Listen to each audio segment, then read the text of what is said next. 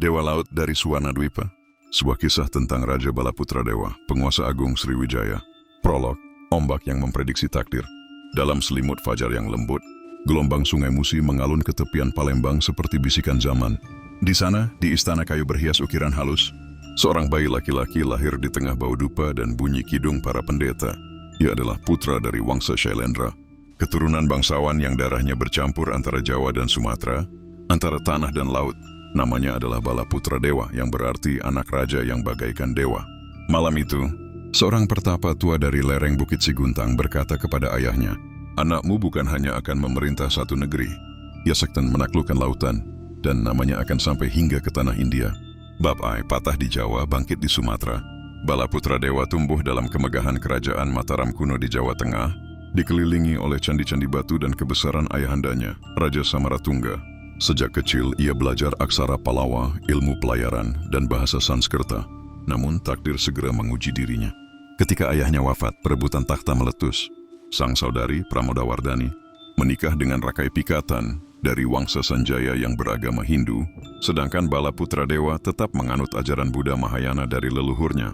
Ia kalah dalam perebutan kuasa dan terpaksa melarikan diri, menyeberangi laut ke barat, ke Sumatera, tanah nenek moyangnya dari pihak ibu. Namun itu bukan pelarian, itu adalah permulaan. Babrudia menyatukan Suwarnadwipa. Di Sumatera, Balaputra Dewa tidak menjilat luka. Ia membangun kekuatan.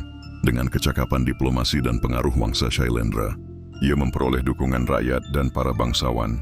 Sriwijaya yang kala itu mulai melemah karena persaingan internal dan serangan dari luar. Balaputra Dewa mengukuhkan dirinya sebagai Maharaja Sriwijaya dan mengembalikan kerajaan itu ke jalur kejayaannya. Di bawah kepemimpinannya, Sriwijaya bangkit menjadi pusat dagang, maritim dan agama di Asia Tenggara. Ia memperkuat pelabuhan, memperluas angkatan laut, dan menetapkan peraturan laut bagi para pelaut dari Tiongkok, India, dan Nusantara. Ia memperluas pengaruh Sriwijaya hingga ke Semenanjung Malaya, pesisir barat Kalimantan, sebagian Thailand Selatan, dan bahkan ke wilayah Filipina. Pelabuhan-pelabuhan seperti Ligor dan Kedah tunduk padanya, menjadikan Sriwijaya kekuatan thalassokrasi. Sejati, kerajaan laut yang menguasai rute dagang dan samudra. Bab 3, seorang raja, seorang cendekia. Tapi Balaputra Dewa bukan hanya penakluk. Ia adalah seorang raja cendekia, pemimpin yang haus ilmu dan pelindung para pendeta. Ia membangun wihara dan pusat-pusat pendidikan Buddha di Palembang dan daerah sekitarnya. Pelajar dari seluruh Asia datang ke Sriwijaya, dari Tibet hingga Kamboja, dari Bengal hingga Champa. Tindakan terbesar yang mencatatkan namanya dalam sejarah India terjadi ketika ia membangun sebuah wihara megah di Nalanda, India. Ia mengirim hadiah besar kepada Raja Pala di sana dan memohon tanah untuk membangun asrama bagi para pelajar Sriwijaya. Sebuah prasasti tembaga di Nalanda yang masih ditemukan hari ini mencatat bahwa Balaputra Dewa, Raja Sriwijaya yang berjaya, membangun vihara untuk para biksu yang datang dari tanahnya ke Nalanda. Ia menjalin hubungan baik dengan kerajaan Pala di India Timur, memperkuat hubungan diplomatik dan keagamaan antar dua kerajaan besar Buddhis di Asia. Balaputra Dewa juga memperkuat hubungan dagang dengan Tiongkok, yang mencatatkan beberapa misi dagang dari Sriwijaya selama masa pemerintahannya. Bab Maur, lautan sebagai warisan. Menjelang usia tuanya, Balaputra Dewa menyepi di atas perahu megahnya di tengah sungai Musi, memandang langit yang bersih dan air yang tak henti mengalir. Ia telah menciptakan sesuatu yang lebih besar dari dirinya. Ia telah menghidupkan kembali kejayaan maritim Sriwijaya, menjadikannya jantung perdagangan dan kebudayaan Asia Tenggara. Ia tak meninggalkan candi batu seperti leluhurnya di Jawa, tetapi ia meninggalkan jalan-jalan laut, rute rempah, pusat pelatihan agama, dan pelabuhan-pelabuhan penuh nyawa. Ia meninggalkan kerajaan terapung yang tak dapat dihancurkan oleh waktu, karena hidup dalam ingatan para pelaut, pedagang, biksu, dan rakyat yang hidup dari gelombang. Epilog, legenda yang tak tenggelam. Ketika sang raja wafat, tak ada suara tangis yang keras. Yang ada hanya bunyi ombak yang perlahan memukul tepi, seperti mengenang namanya dalam irama yang abadi. Balaputra Dewa, bisik para pelaut di Teluk Bengal dan Laut Tiongkok Selatan. Ia adalah raja yang mengarungi samudra dan membuat dunia tahu bahwa Sriwijaya bukan hanya titik di peta, tetapi kekuatan hidup. Namanya tetap hidup dalam prasasti-prasasti, dalam ajaran Buddha, dan dalam riwayat-riwayat dagang kuno. Di antara laut dan langit, di antara angin dan waktu, Balaputra Dewa tetap menjadi raja lautan yang mengarungi bukan hanya air, tetapi juga abad-abad sejarah. Babi, ombak yang memprediksi takdir. Dalam selimut fajar yang lembut, Gelombang Sungai Musi mengalun ke tepian Palembang seperti bisikan zaman. Di sana, di istana kayu berhias ukiran halus, seorang bayi laki-laki lahir di tengah bau dupa dan bunyi kidung para pendeta. Ia adalah putra dari Wangsa Shailendra, keturunan bangsawan yang darahnya bercampur antara Jawa dan Sumatera, antara tanah dan laut. Namanya adalah Balaputra Dewa, yang berarti anak raja yang bagaikan dewa. Malam itu, seorang pertapa tua dari lereng Bukit Siguntang berkata kepada ayahnya, "Anakmu bukan hanya akan memerintah satu negeri, ia akan menaklukkan lautan, dan namanya akan sampai hingga ke tanah India." Bab 2, patah di Jawa, bangkit di Sumatera.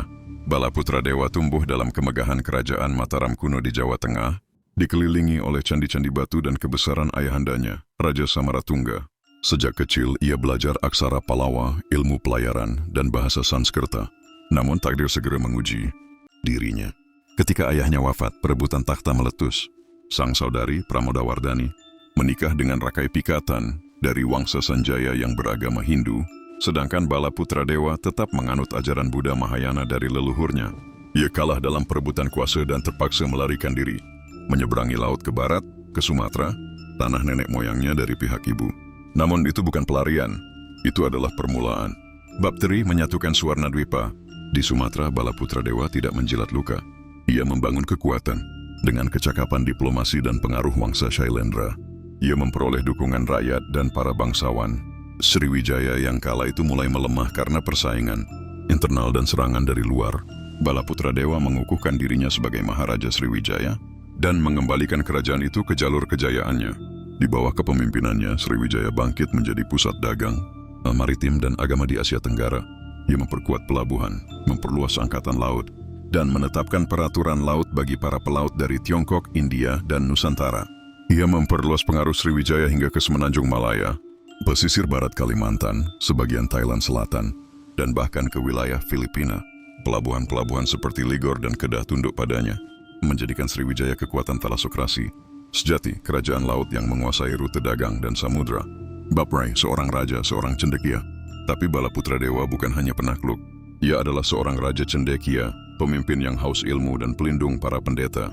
Ia membangun wihara dan pusat-pusat pendidikan Buddha di Palembang dan daerah sekitarnya. Pelajar dari seluruh Asia datang ke Sriwijaya, dari Tibet hingga Kamboja, dari Bengal hingga Champa. Tindakan terbesar yang mencatatkan namanya dalam sejarah India terjadi ketika ia membangun sebuah wihara megah di Nalanda, India. Ia mengirim hadiah besar kepada Raja Pala di sana dan memohon tanah untuk membangun asrama bagi para pelajar Sriwijaya.